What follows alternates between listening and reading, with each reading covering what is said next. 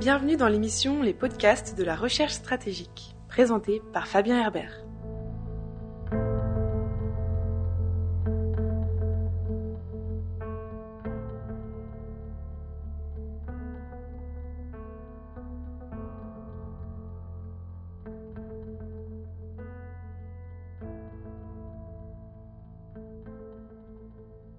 Bienvenue pour ce nouvel épisode des podcasts de la recherche stratégique, un format audio consacré aux questions de sécurité internationale créé par la FRS, la Fondation pour la recherche stratégique. Aujourd'hui, j'échangerai avec Djenabou Cissé, chercheuse à la FRS, spécialiste des questions africaines, sur les coups d'État qui ont eu lieu récemment en Afrique, depuis 2019 au Soudan, au Mali en 2020 et 2021, deux fois au Burkina Faso en 2022, et cette année au Niger, en juillet, et au Gabon en août dernier. Bonjour Djenabou Cissé. Bonjour Fabien. Dans un premier temps, pourriez-vous tout d'abord nous expliquer les causes de ces nombreux coups d'État? Oui, tout à fait. Il faut savoir que ce sont des coups d'État qui s'inscrivent, à mon sens, dans un double contexte. Un contexte national et un contexte régional. S'agissant du contexte national, ces coups d'État s'inscrivent en effet dans un contexte qui est propre à chacun des pays. Si on parle notamment du Mali, une des principales causes de ce coup d'État était liée à la faiblesse de l'ancien président Ibrahim Boubacar Keïta et à la contestation populaire croissante qui en a découlé.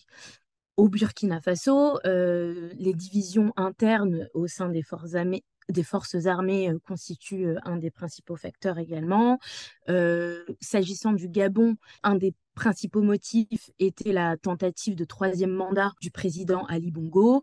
Et enfin, au Tchad, le décès de l'ancien président Idriss Déby a été à l'origine de la crise institutionnelle qui a suivi.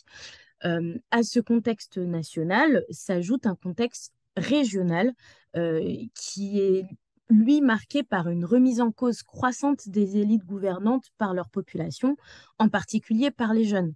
On observe en effet depuis plusieurs années l'émergence de nouvelles générations qui ne se reconnaissent plus dans leurs élites, qu'elles perçoivent comme corrompues, inefficaces, vieillissantes, et qui ne se reconnaissent plus non plus dans les modèles politiques portés par ces élites. Parmi ces modèles, le modèle démocratique. Pour ces générations qui n'ont pas connu en fait les premiers régimes autoritaires africains, le modèle démocratique ne leur a pas apporté le développement ou davantage d'enrichissement. Dès lors, elles ne se reconnaissent plus dans ce modèle démocratique qu'elles perçoivent vraiment comme le système porté par les élites en place. Et ainsi, dans ce contexte, on peut dire que l'institution militaire est perçue est de plus en plus perçue comme la seule capable de redresser les pays et par conséquent de résoudre les crises en cours. Donc voilà, au contexte national propre à chaque pays et à ce contexte régional de remise en cause croissante des élites, on a également un contexte géopolitique un peu plus large. De nombreux observateurs parlent ainsi de seconde vague d'indépendance, où on voit en effet des pays africains notamment se retourner contre leur ancienne puissance coloniale. C'est en particulier le cas du Mali, du Burkina Faso et du Niger, et ainsi exploiter à des fins politiques un discours anti-français pour notamment justifier leur prise de pouvoir. Et donc on observe ainsi un discours qui est qualifié par certains observateurs de discours néo-souverainiste, qui s'appuie vraiment sur un panafricanisme, un anticolonialisme et un discours anti-français dans le cas des anciennes puissances, des anciennes colonies françaises que sont le Mali, le Burkina Faso et le Niger. Et quelles sont les différences entre ces différents putschs? Comme je l'ai brièvement mentionné précédemment, donc les contextes, en effet, de ces différents putschs divergent,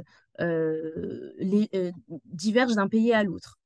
Au Tchad, c'est la mainmise du clan Déby qui a favorisé la prise de pouvoir du fils de l'ancien président lorsque dernier est décédé. Au Gabon, c'est vraiment la tentative de maintien au pouvoir d'Ali Bongo, qui était au pouvoir depuis 14 ans, qui a justifié donc, le coup d'État. Et donc, on a vraiment au Gabon un coup d'État qui consiste en un renversement d'un leader autoritaire. Au Niger, à l'inverse du Gabon, où le coup d'État peut être perçu comme plus légitime car c'est un coup d'État qui visait un régime autocratique. Au Niger, ça a au contraire été un coup d'État visant à renverser un président qui avait été élu démocratiquement, à savoir Mohamed Bazoum. Et il s'avère que ce sont réellement des facteurs interpersonnels qui ont réellement motivé le coup. Notamment, on a parlé du fait que le général Abderrahmane Chani, qui est à la tête de la junte, craignait d'être écarté de la garde présidentielle, ce qui aurait motivé sa prise de pouvoir. Au Mali et au Burkina Faso, même si on a observé des divisions au sein des différentes forces armées et ces divisions ont contribué à motiver les coups militaires, c'est surtout la montée de la menace terroriste qui a été un des principaux facteurs. On a observé une forte expansion de la menace depuis 2015, menace portée principalement par les organisations du JNIM, l'organisation affiliée à Al-Qaïda au Maghreb islamique, et également l'État islamique au Grand Sahara. Donc on a vraiment des coups d'État, des putschs qui divergent quand même sur un certain nombre de points et en conséquence qui n'ont pas suscité les mêmes réactions. Au Tchad et au Gabon, parce qu'au Tchad, le pouvoir a été pris par le fils de l'ancien président, il y a eu une impression de continuité du pouvoir qui, par conséquent, n'a pas été vécu de la même façon par la communauté internationale. Le coup d'État au Tchad n'a pas suscité de vives réactions. La preuve, le président Macron avait notamment été reçu par le fils d'Éby. Au Gabon, même chose, puisque, comme je l'ai précédemment dit, il s'agissait d'un renversement d'un leader autocratique. Donc, de même, le coup d'État a été mieux toléré par la communauté internationale. En revanche, ce n'est pas du tout ce qu'on a observé au Mali, au Niger et au Burkina Faso, où là, on a eu des renversements qui ont touché des présidents qui avaient été élus démocratiquement. En conséquence, les prises de pouvoir ont été jugées beaucoup plus illégitimes. Le Niger, en particulier, dans la mesure où il était perçu comme le pivot stratégique dans la région, en particulier l'allié privilégié des pays européens et occidentaux dans la lutte antiterroriste au Sahel, le coup d'État au Niger a vraiment été vécu comme le coup d'État de trop. D'où les très fortes condamnations de la CEDEAO et de pays comme la France, puisqu'il y a eu une réelle crainte en fait que le Niger finisse de marquer un peu cette contagion généralisée des putschs dans l'ensemble de la région. D'où le fait que la CEDEAO a d'emblée très vivement réagi et a, de façon inédite, menacé la mise en place d'une intervention à l'encontre de la junte, alors même que cette intervention n'était ni souhaitable ni réellement crédible, dans la mesure où elle allait sévèrement déstabiliser la région et où la CEDEAO ne disposait pas en réalité des capacités pour mener une telle intervention dans la région. Et quelle perspective d'évolution et de stabilité voyez-vous justement pour la région? Il faut dire que 3 ans après le premier coup d'État au Mali, 1 an après le second coup d'État au Burkina Faso et 2 mois après le putsch au Niger, les perspectives sont très pessimistes puisque les bilans des juntes sont très mitigés, pour ne pas dire négatifs dans certains pays. En effet, si les juntes ont été extrêmement critiques des régimes qui les ont précédés, ce ne sont pas des juntes qui proposent de vraies solutions, ni des modèles alternatifs crédible pour résoudre les crises en cours. En termes de réelles mesures structurelles mises en place, on ne peut pas dire qu'on ait observé grand-chose, pour être honnête. Au contraire, on observe plutôt un recul démocratique et un recul des libertés individuelles. Recul démocratique, d'une part, étant donné la multiplication des coups à l'encontre des régimes démocratiquement élus, mais aussi euh, recul qui se traduit dans le discours des juntes, puisqu'elles sont très critiques du modèle démocratique qui est considéré comme importé de l'Occident. Le capitaine Ibrahim Traoré, donc à la tête de la junte au Burkina Faso, a déclaré il y a quelques jours que les élections, ce n'est pas une priorité, ça je vous le dis clairement, c'est la sécurité qui est la priorité. Les juntes et au Mali et au Burkina Faso s'éternisent au pouvoir, alors même que normalement les régimes de transition, comme leur nom l'indique, doivent assurer avant tout la transition pour le rétablissement d'un ordre constitutionnel et n'ont pas vocation normalement à rester trop longtemps au pouvoir.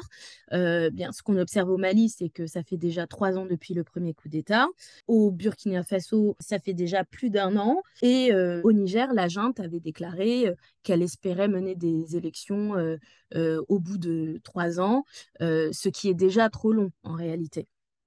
Donc voilà, on a un vrai recul démocratique observé dans la région, un recul des libertés individuelles qui s'est notamment manifesté par les suspensions notamment de médias français, donc suspension en particulier de RFI et de France 24 au Niger, mais également les suspensions d'une radio burkinabé au Burkina Faso. Et à l'échelle locale, on a également observé une répression croissante à l'encontre des médias qui ont osé être critiques des juntes. Encore une fois, le capitaine Traoré a affirmé il y a quelques jours que les libertés individuelles ne doivent pas primer sur les libertés collectives. À ce recul démocratique et à ce recul des libertés individuelles,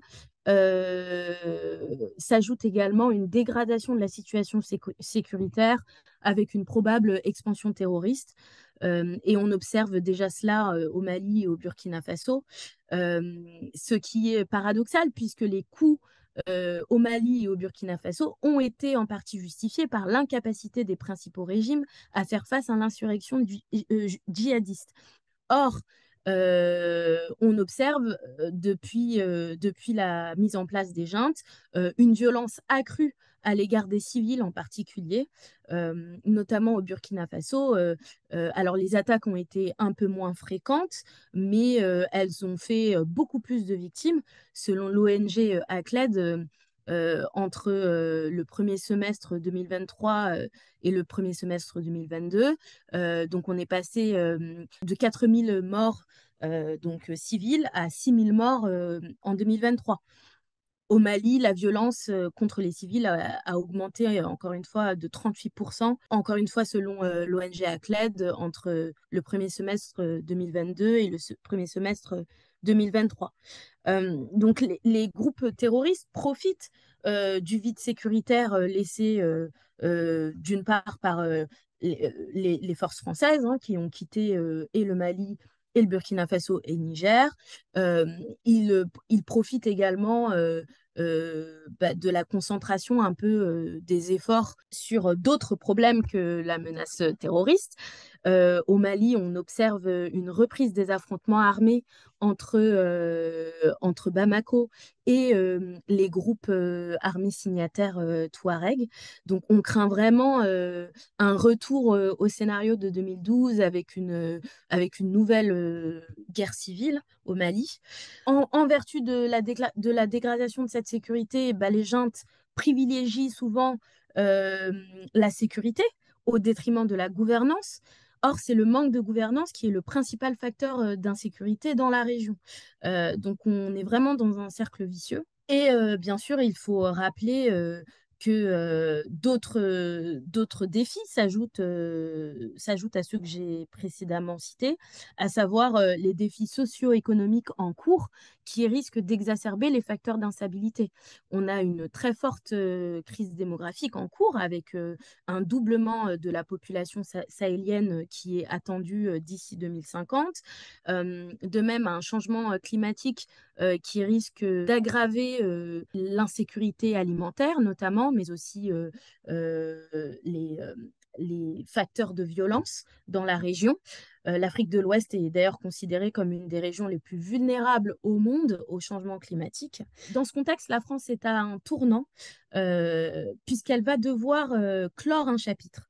Elle va devoir faire le deuil de sa relation passée avec ses anciennes colonies pour reconstruire une nouvelle relation reposant sur des bases beaucoup plus saines et égalitaires. Comme je le disais, les jeunes générations reprochent notamment à la France de ne jamais avoir réellement mis fin à la France-Afrique, dans la mesure où elle a continué à entretenir une forte influence politique dans la région, mais également économique à travers le franc CFA qui est notamment considéré comme un facteur d'appauvrissement des sociétés en vertu du régime de parité fixe. Donc la France va devoir coopérer différemment. Ce qui marchait avant ne marche plus puisque ce n'est plus accepté par les nouvelles générations. Elle va devoir également réduire son empreinte militaire, puisque la présence de bases militaires était de plus en plus considérée comme un vrai symbole d'ingérence dans des pays qui étaient avant des colonies françaises. Mais voilà, ce sera une opportunité aussi pour la France de reconstruire une nouvelle relation et d'utiliser des outils qui n'étaient jusqu'alors pas privilégiés. Le volet militaire a pris beaucoup trop de place dans l'action française et donc il va falloir maintenant miser sur d'autres outils comme le soft power et également l'accroissement de la coopération de société civile à société civile et beaucoup moins d'élite à élite. Et de manière générale, la vraie solution de résolution de la crise, notamment au Sahel, c'est vraiment l'amélioration de la gouvernance, puisque la plupart des problèmes de la région sont liés à la rupture du contrat social entre les élites et leur population, au manque de capacité des élites à répondre aux attentes de leur population et à leur apporter les services sociaux et économiques de base. Donc c'est vraiment en misant sur la gouvernance qu'on peut espérer avoir une amélioration de la situation dans la région. Mais tout ceci va prendre énormément de temps. Il faut quitter la logique court-termiste et accepter que là, on s'achemine vers un combat réellement de long terme. Et Djabou, vous avez évoqué un peu le cas de la France. Pouvez-vous un peu développer le sentiment anti-français qu'il peut y avoir dans ces pays? Oui, alors le sentiment anti-français est un sentiment qui est tout de même surestimé. D'ailleurs, beaucoup d'observateurs préfèrent parler de discours anti-français plutôt que de sentiment anti-français, puisque l'expression sentiment anti-français laisse penser aussi que c'est un sentiment partagé par l'ensemble des populations africaines, ce qui n'est pas le cas. Par exemple, donc au Niger, on a observé de vastes manifestations à Niamey. Il faut garder à l'esprit que Niamey est une capitale traditionnellement de l'opposition politique, donc traditionnellement, les franges contestataires du pouvoir en place sont souvent basées à Niamey, ce qui explique que c'est surtout à Niamey qu'on observe des manifestations euh, critiques du pouvoir en place et des alliés du pouvoir en place.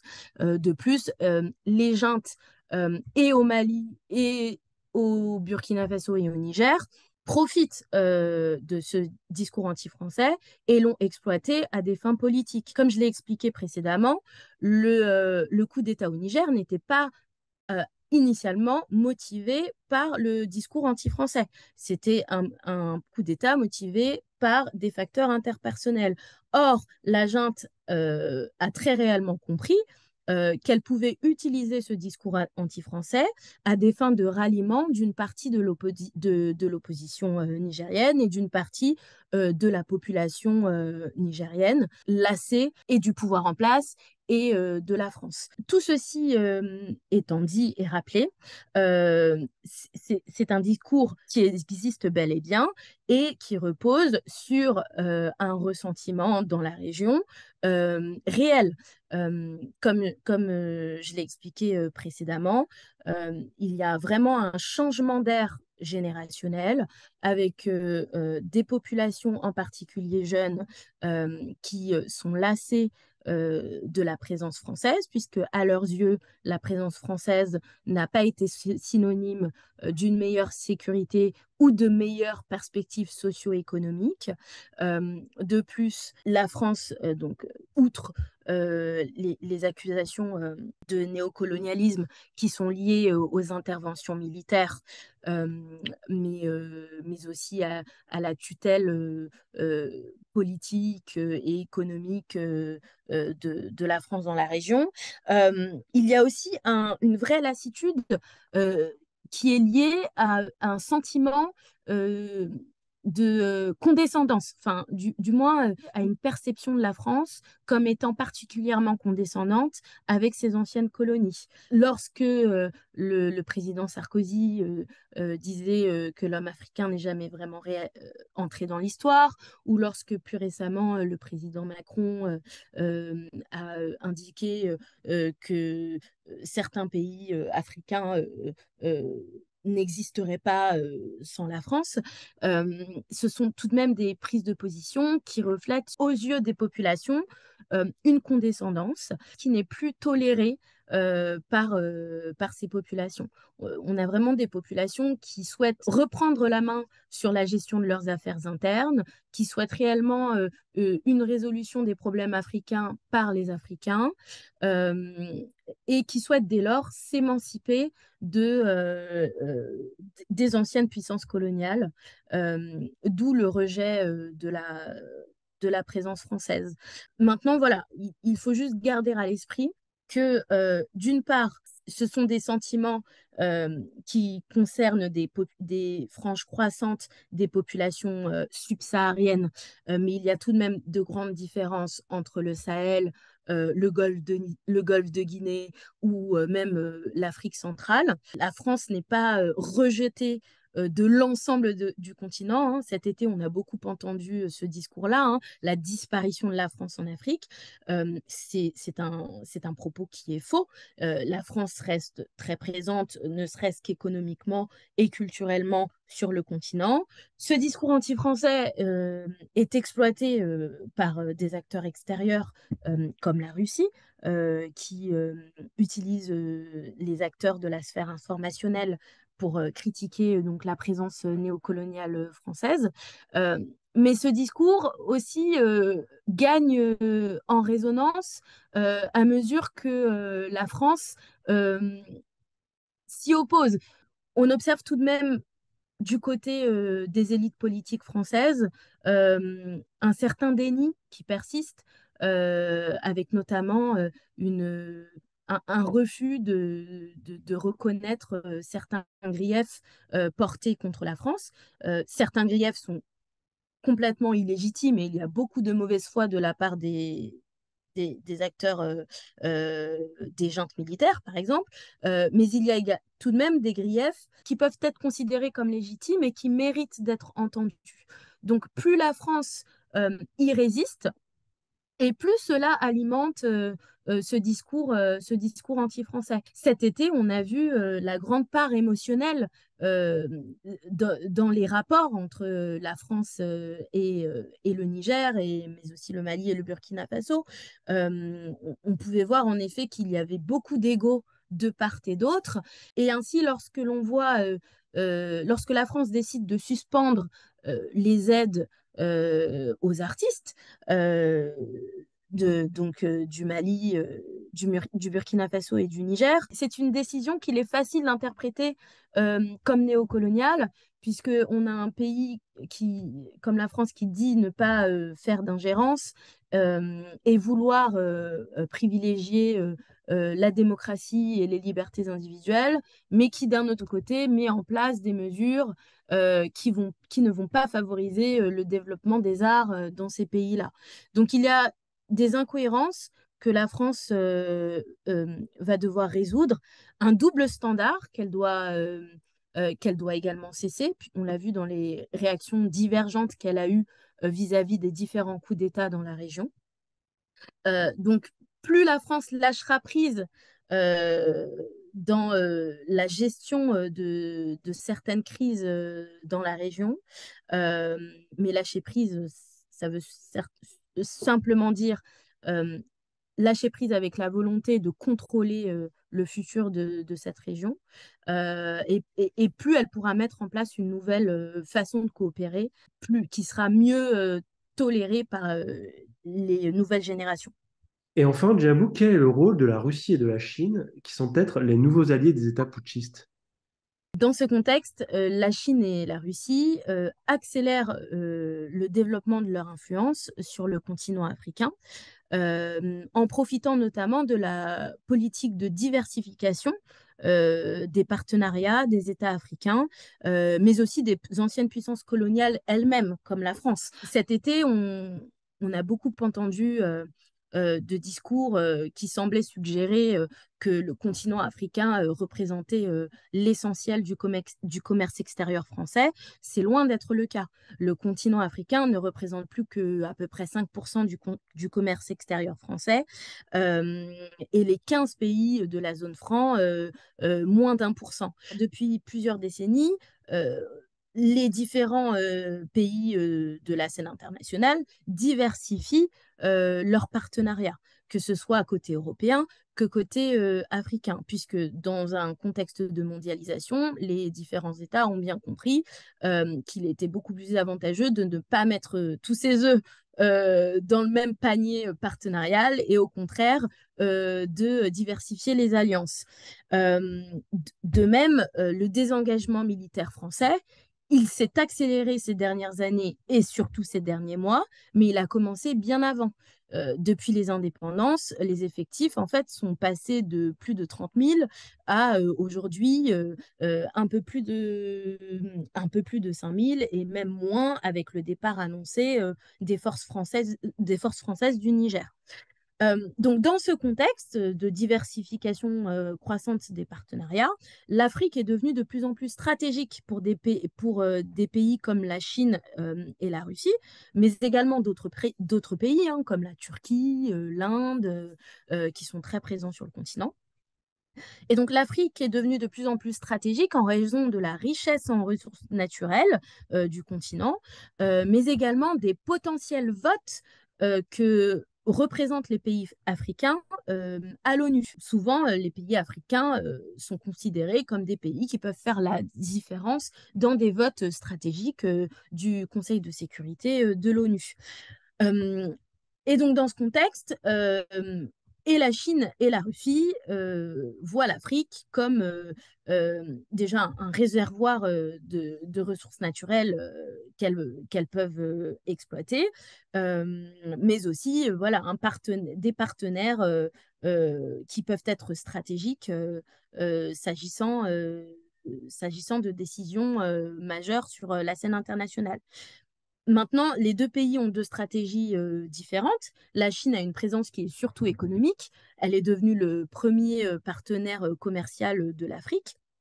Et les investissements, la Chine représente environ 16% du total des échanges commerciaux avec le continent. Et donc, ses principaux intérêts, ce sont vraiment de sécuriser ses sources d'approvisionnement, de protéger le nombre croissant d'expatriés chinois et de développer l'influence de ces compagnies.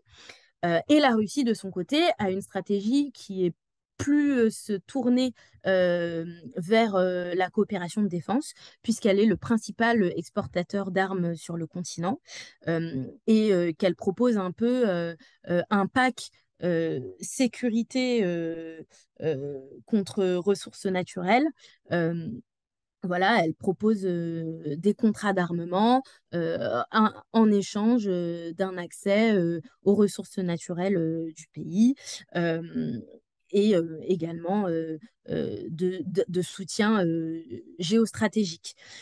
Donc, la Russie et la Chine euh, séduisent surtout car ces deux pays ne conditionnent pas leur aide à des clauses de respect de la bonne gouvernance ou des droits humains, contrairement aux pays européens et occidentaux. Et cette absence de contrepartie politique séduit de nombreux pays africains qui sont en quête de partenariats plus divers et plus égalitaires, comme je l'ai mentionné, et qui ont le sentiment de se faire dicter leurs choix par l'Occident. Donc, lorsque la Chine et la Russie viennent et leur promettent des contrats, mais sans conditionner à la tenue d'élections ou au respect de telle ou telle liberté, les, voilà, les pays africains y sont de plus en plus réceptifs. Euh, Cela étant dit, et pour conclure, la Chine et la Russie bénéficient aussi du fait que ce sont les nouveaux un peu partenaires sur le continent. The new kids on the block, pour reprendre l'expression américaine. La Russie et la Chine n'ont pas de passé colonial sur le continent.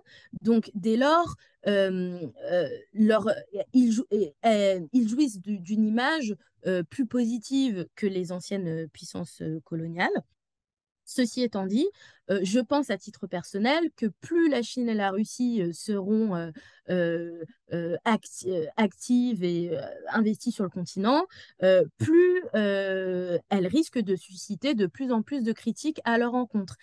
C'est ce qu'on observe déjà avec la Chine et sa politique économique, qui a d'abord été reçue avec beaucoup d'enthousiasme et qui est aujourd'hui très critiquée puisque sa politique de prêt est considérée comme extrêmement contraignante pour les États africains.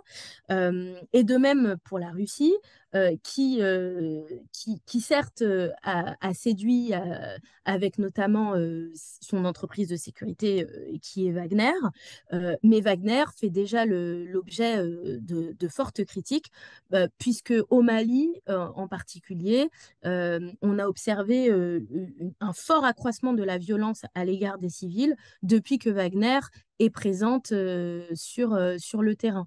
Et il semble que Wagner assiste les forces maliennes dans sa politique de ciblage indiscriminé des civils lors des opérations antiterroristes. Donc, voilà, pour l'instant, ces deux pays jouissent d'une image positive liée à un passé sur le continent différent, mais ils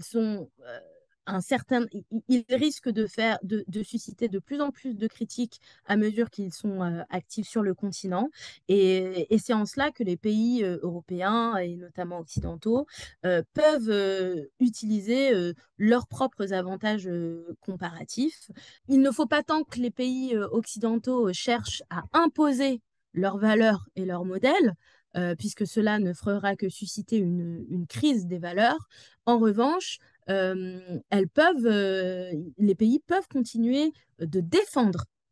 Voilà, il faudra faire la différence entre chercher à imposer et juste promouvoir, défendre ces valeurs-là, continuer ces échanges commerciaux et notamment les échanges culturels, euh, puisque des pays comme la France jouissent d'une forte influence culturelle dans la région et d'une bonne connaissance de la région. Donc, encore une fois, miser davantage sur le soft power, remettre en avant l'arme économique et un peu moins l'arme militaire, ce sont des outils sur lesquels les pays européens et occidentaux devraient miser de façon croissante au cours des prochaines années. Merci Jenna Boussissé, merci à vous qui nous écoutez. Si vous voulez suivre les activités des chercheurs de la FRS, rendez-vous sur notre site internet. Vous pouvez également nous suivre sur les réseaux sociaux. Enfin, n'hésitez pas à faire un tour sur notre page YouTube, vous y trouverez de nombreuses vidéos sur des sujets divers et variés, toujours en lien avec les politiques de sécurité internationale. Merci et à bientôt pour une nouvelle émission.